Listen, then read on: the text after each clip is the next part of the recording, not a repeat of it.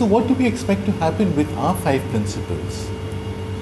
The first and most important thing is the citizens' dividend. Because frankly today, most people in cities say we want development, and we know that development requires minerals. And where are the minerals going to come from? But from mines. But when there is illegal mining and rent seeking and this kind of a loss, nobody is standing up to protest because everybody thinks it's somebody else's problem. We feel that if everybody in the state of Goa gets a citizen's dividend every year or maybe even every month, then when there is some illegal mining going on, when somebody is doing illegal sand mining in the river, the villagers now both have a duty to protest because the sand belongs to their children and our future generations. And if we do not protest, we are failing in our duty to them. Plus, we actually have a financial incentive as well. We are getting a citizen's dividend from our minerals. So we feel that people will be far more engaged in the process of management of our minerals. The second aspect is when we're asking for zero loss mining, we're effectively also saying that a mining company can only make normal profits and not extraordinary profits. This now completely changes the incentives. If they're making normal profits and all the regulations, laws and risks are the same or in fact increased because now the citizens are much more alert, then we're going to drive out all the fly-by-night operators and only genuine people who want to do mining in a proper manner will enter the field. In turn, the third aspect is that the state government is not getting any money because all the money from mining is going first into the permanent fund and then directly to the citizens as a citizens' dividend. There is no easy money coming to the state government.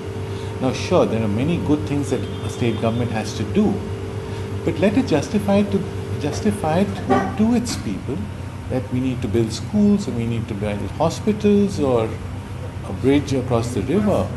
And please pay taxes to support this because it's a good. And if the people do believe the state government is well run and well managed, they will be most happy to pay taxes because it is for their betterment. And lastly, you will find that damage to environment and human rights will decline dramatically. And lastly, and intriguingly, the citizens' dividend, because it's given equally to everybody, also acts as a basic income.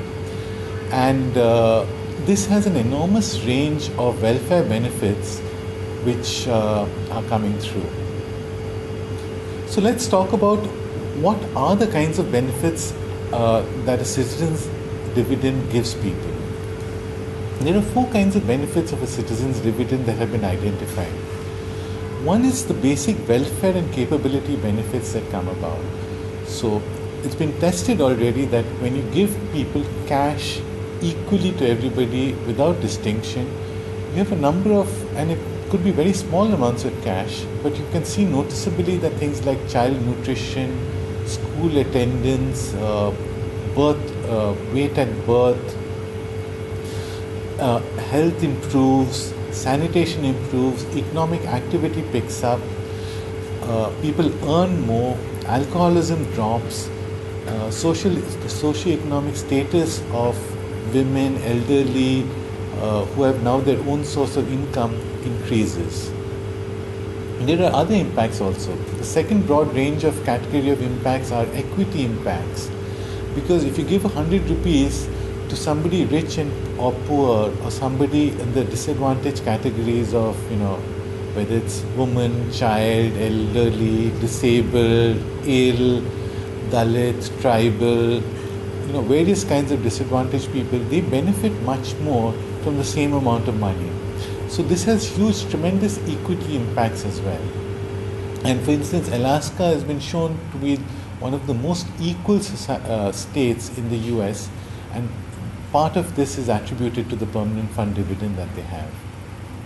The third interesting impact is that it has economic growth effects.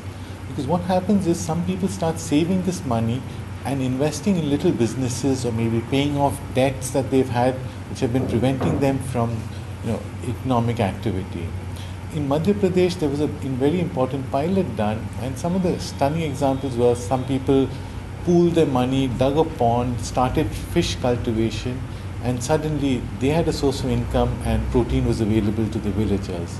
Another lady bought a goat, and remarkably, within 18 months, there were actually 40 goats, and her standard of living had completely changed. The last impact is what they call emancipatory impacts, and these are also very significant. For instance, bonded labor can pay down their debt and get free of that, or you can accumulate this money for emergencies, or even to actually take a day off from work to find better paying work or work more suited to your capabilities. In many parts of the country, people cannot even afford to take a day off from work because their income is so vital to their survival.